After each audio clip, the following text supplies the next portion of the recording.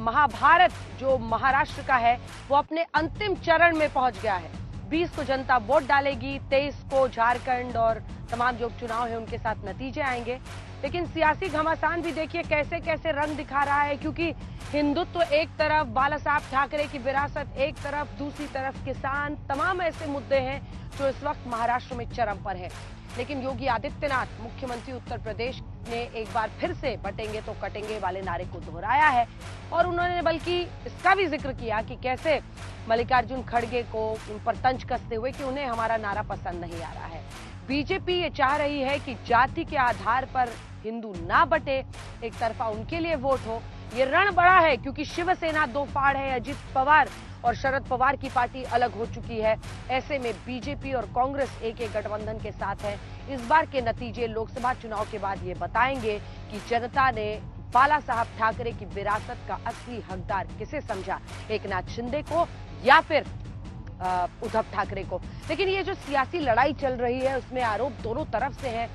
विपक्ष बार बार कह रहा है हिंदू मुस्लिम करके चुनाव को लड़ रही है बीजेपी। आइए आपको जल्दी से अपनी रिपोर्ट दिखा देते हैं, फिर चर्चा की शुरुआत करेंगे। शहजाद पूनावाला राष्ट्रीय प्रवक्ता बीजेपी के, सुरेंद्र राजपूत जी राष्ट्रीय प्रवक्ता कांग्रेस पार्टी के हमारे साथ जुड़ रहे हैं। सवाल बहुत सारे हैं। अब तो मतलब कल शाम में 5 बजे 6 बजे के बाद चुनावी प्रचार भी थम जाएगा, तो आज की रात तमाम नेता अपने अपनी जगह पर जोर लगा रहे हैं, पूरी ताकत झोंक रहे हैं। जल्दी से ये रिपोर्ट देखिए।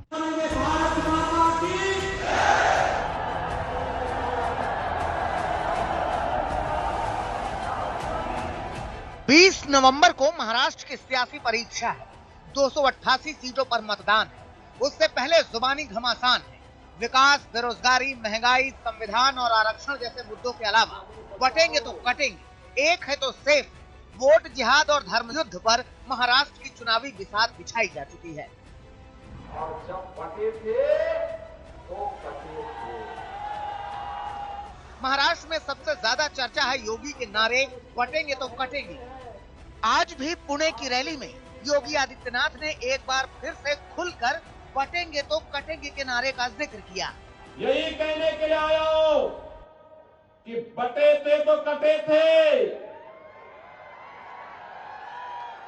अब बटेंगे नहीं तो कटेंगे भी, एक रहेंगे, सेफ रहेंगे, एक रहेंगे। योगी अपने बयान पर ही नहीं रुके, ट्वीट करके कांग्रेस अध्यक्ष मल्लिकार्जुन खड़गे को भी मानो छेड़ दिया। योगी ने लिखा कि मैं कहता हूं बटोगे तो कटो, तो खड़गे जी को बुरा लगता है। हालांकि खड़गे ने योगी को तो सीधा जवाब नहीं दिया, लेकिन पीएम मोदी के नारे एक है तो सेफ है पर जरूर तंज कसा। मोदी जी अभी दुनिया की चक्कर लगा रहे हैं। कल तक तो महाराष्ट्र और झारखंड में रहे हैं, तो उनको कोई चिंता नहीं देश की, सिर्फ अपना प्रचार करना, कुर्सी बचा लेना, इसमें बहुत मशहूर है। उन्होंने वही काम करते हैं। यहाँ आते ही गालियां कांग्रेस को देते हैं। वहीं महाराष्ट्र के सीएम एकनाथ शिंदे ने भी आज तक से खास बातचीत में कहा कि पीएम मोदी के चुनावी स्लोगन एक है तो सेफ है में कुछ गलत नहीं है। बटेंगे तो कटेंगे वाला नारा आपको फिट बैठता है? अब अजित पवार हो, पंकजा मुंडे, अशोक चव्हाण सब कह रहे हैं ये नारा महाराष्ट्र में नहीं चलेगा। देखिए, उसको शिंदे जी को जमता है। अलग अलग तरीके से उसका इस्तेमाल कर रहे हैं। हाँ।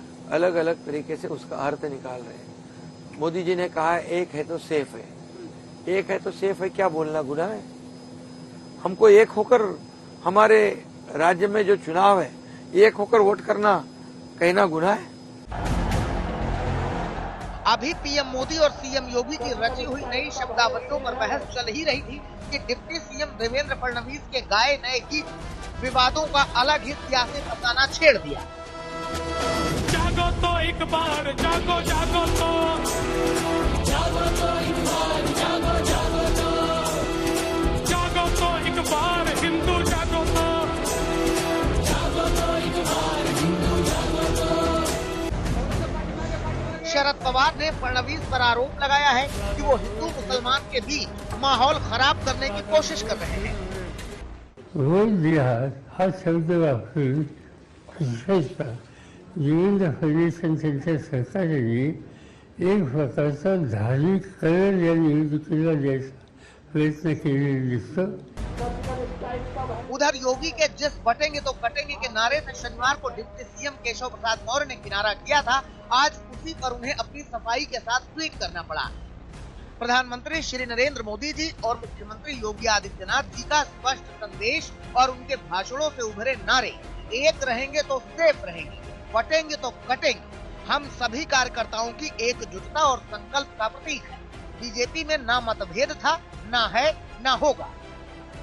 महाराष्ट्र की चुनावी बिसात पर महाविकास अघाड़ी और महायुति अपनी अपनी चालें चल रहे हैं. नजर 23 नवंबर के उस नतीजे पर है जिसमें पता चलेगा कि किसकी चाल कामयाब होती है. लेकिन उससे पहले परिणाम को अपने पक्ष में करने के लिए साम दाम दंड भेद सबका सहारा लिया जा रहा है.